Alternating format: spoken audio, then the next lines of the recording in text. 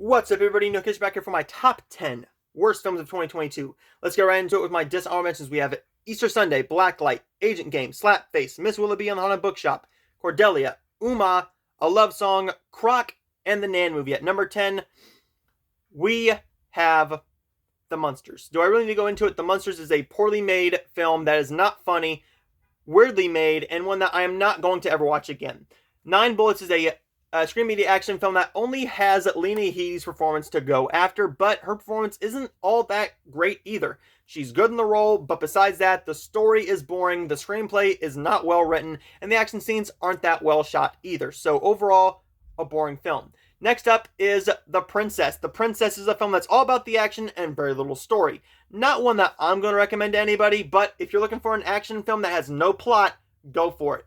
Texas Chainsaw Massacre is a poorly made film that is not only boring, but also a bit just uninteresting. It's a film that tries to go back to a sequel formula that doesn't really work. It's not that well shot. The massacre isn't all that great either. You're watching for the blood and gore, but overall, not a well-made film at all. Next up at number 5 is Blonde. Blonde is the film all about Marilyn Monroe. This is a film that has been defended to no end, and I don't see why. Yes, Ana de Armas delivers the performance of her career. She is phenomenal in this film, but besides that, it's a disrespectful movie. It's disrespectful.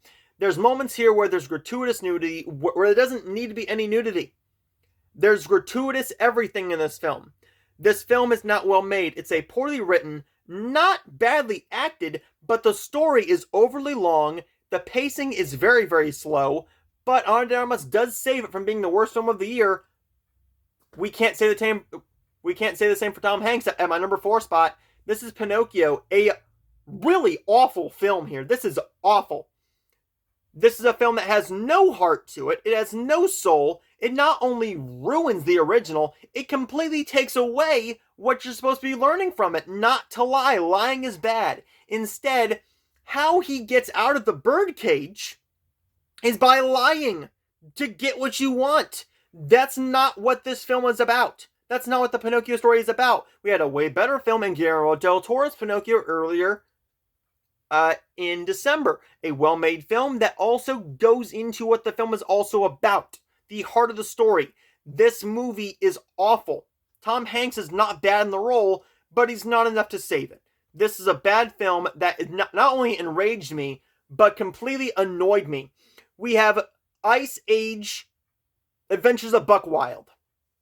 Bad film. I'm going to add our dishonorable mentions here. We have Firestarter, the Zac Efron Stephen King film.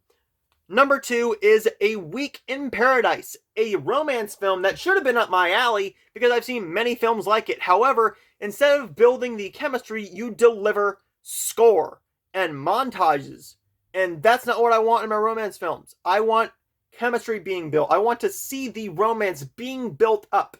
Instead, we don't get that. And of course, my number 1 is The King's Daughter, a film that is laughably bad, but I had fun with it. It's still an awful film, but there's my top 10 least favorite and worst films of 2022. Shorter video than my top 10 or my top 20 best, but I don't have a whole lot to say about these films. I could have easily flip-flopped these, but there is my top 10 that I'm sticking with. Pinocchio, Blonde, Pinocchio, Ice Age, The Adventures of Buck Wild, A Week in Paradise, and The King's Daughter rounded out. But all of those films I mentioned are bad. Will we get as bad films next year? We get some bad films, but let's see if they're as bad as these. I will see you guys next time.